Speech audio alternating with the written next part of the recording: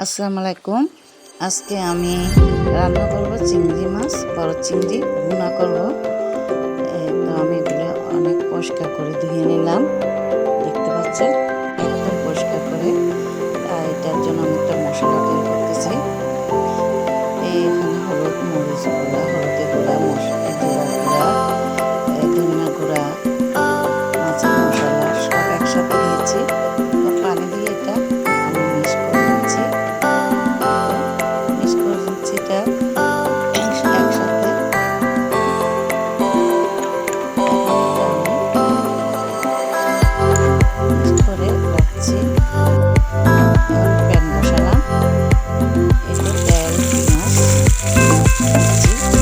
1 cup পেঁয়াজ দিলাম।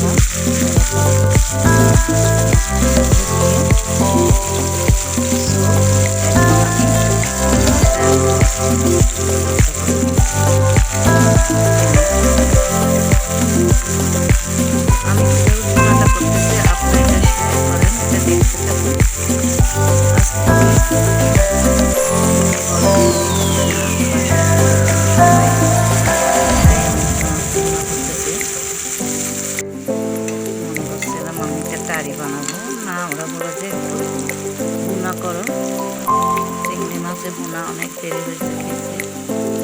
এখন আমি একটা সর্ষে বাটা দিলাম 1 চামচ। সর্ষেটা বাটাটা দিয়েছি, আদা রসুন বাটা দিচ্ছি।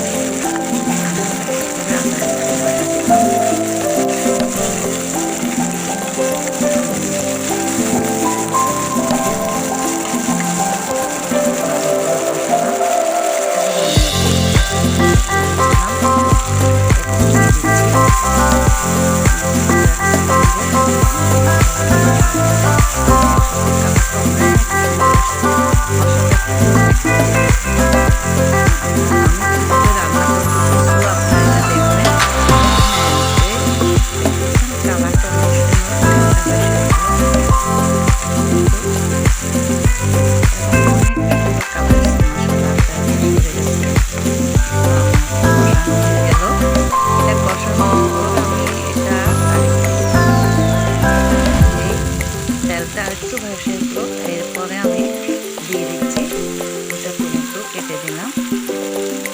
দিয়ে কাজু টমেটো দিয়ে একটু কষাবো, যে টমেটো ভিতরে মশলাটা যেন ঢুকে স্বাদ পাওয়ার জন্য। কষালে একটু নরম হয়ে যাবে, তাই আমি আগের থেকে এই টমেটোটা দিয়ে দিচ্ছি। এখন আদা চামচ লবণ দিয়ে দিলাম। আপনাকে দেখবেন আপনার পরিমাণ মতো, আদা পরিমাণ মতো দিয়েছি। লবণটা কষানো হয়ে যাচ্ছে আমার এই টমেটো। আমি মাছগুলো দিয়ে দিচ্ছি, চিংড়ি মাছ, বড় চিংড়ি।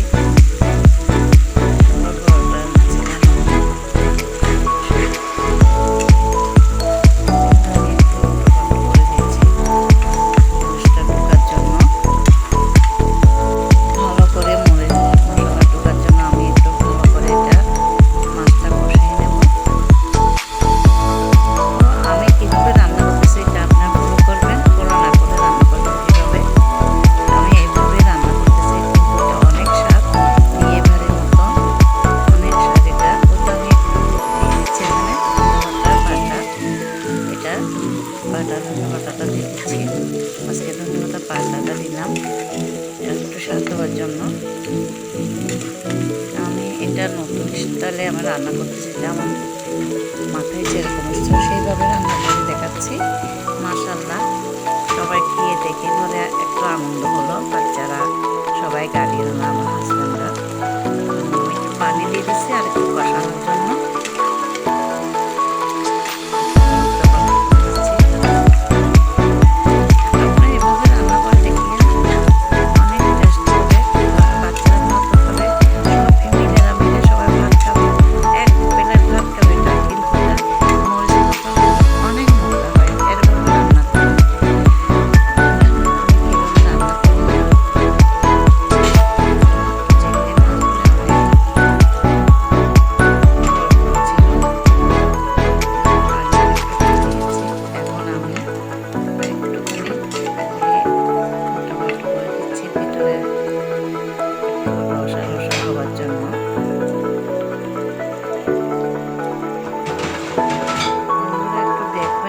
আপনারা এইভাবে রান্না করার চেষ্টা করবেন, না আপনারা না দেখলে কীভাবে করবেন। তো আমি ঢাকনি দিয়ে দিলাম। 5 মিনিট পর আমি ব্যাগ নেব, তো নিয়েছি। এখন নামিয়ে আনলাম।